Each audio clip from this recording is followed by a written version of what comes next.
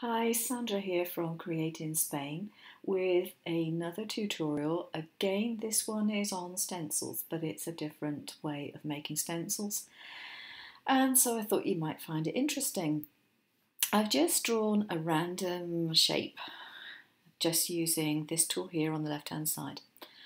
And what I'm trying to create is a background pattern, something you might use to make a paper, so that you can then, just have some fun playing around with it. Nothing in particular, but a pattern. Now, the first thing I'm going to do is go to the replicate page, which is this one up here, and go to the fill page. This will give me lots of these things.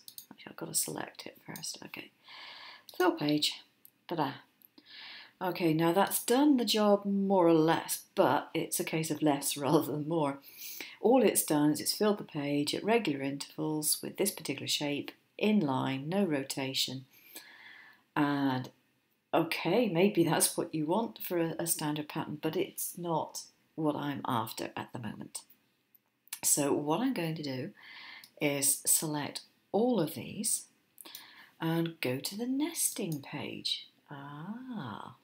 Is it beginning to sink in now what I'm going to do? Now I'm using the cut area, which is the whole page. I can mess around with that afterwards if I want to. And I'm going to up the rotations. Okay,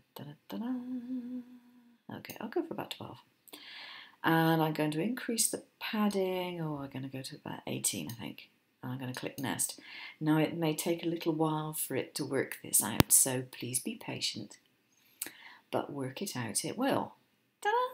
So now we have something which is far better suited to what I wanted. So what I can do, of course, is I can select them all, and if I just wanted to leave a border around here, I could just make them a bit smaller and do it that way. And what I would do is right click that and make a compound path, or group them to make sure that I've got them all together. I'm not going to move one instead of all of them. So yeah, I've got a stencil there. The other way to put them into a smaller area is to have another shape drawn. So I might go for a rectangle like so. And then I would select that rectangle and then go to this one, set selected shape as a boundary. Now it doesn't have to be a rectangle, it could be a circle, a square, a wibbly wobbly puddle shape if you like, it could be anything. But if you select that to be the boundary and then you click on your nest, then it will nest it to that particular shape. Now as it happens, of course, these have already been nested, so I'd have to go back and do that. But it would nest them to that particular shape straight away. Now the beauty of this particular way of doing it is this padding feature, which allows you to, if I select them all, I can increase the padding, decrease the padding, and that is the gap between the individual items. And the rotations, obviously, if I have no rotations, it's going to put them in exactly the same direction as I had them to start with. The more rotations, the more different variations you can get. So that is a lovely way of making a nice random pattern for a background paper. Now you don't have to stick to doing it with just one little pattern. If I go to another one that I have, where have I? Here we go. I've just done some flowers. So, for example, move those into the middle of the page so you can see them nice and easily. And I have grouped them closely together because if you group them far apart, it will treat the entire area as an object. So you want to have them reasonably close together to start off with.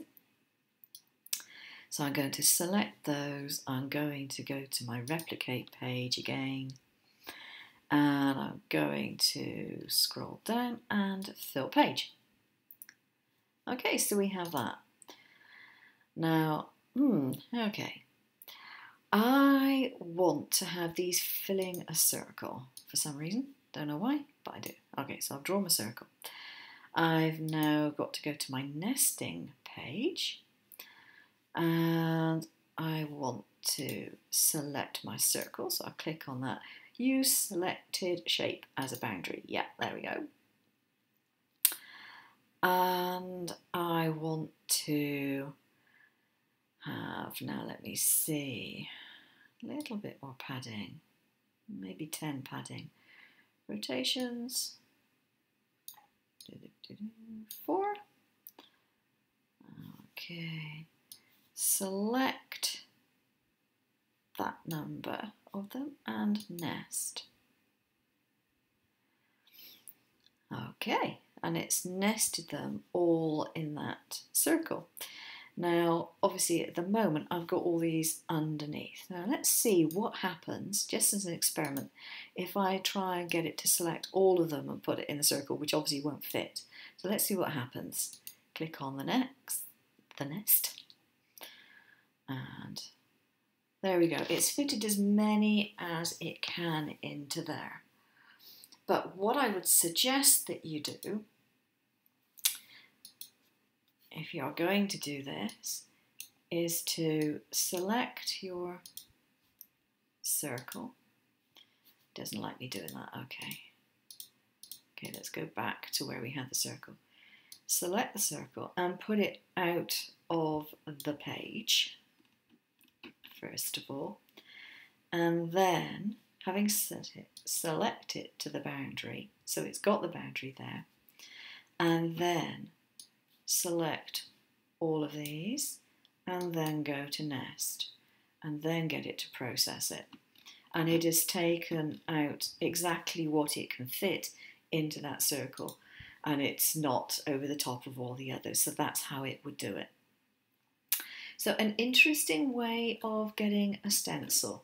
And so play around with the rotations, play around with the padding, and see what happens. Now if I've got all this selected, here we go. Let's go to align. I wonder what that's going to do.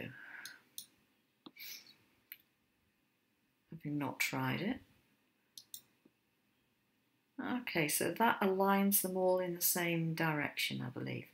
We do have a couple which are over each other here, however, so it hasn't worked absolutely perfectly.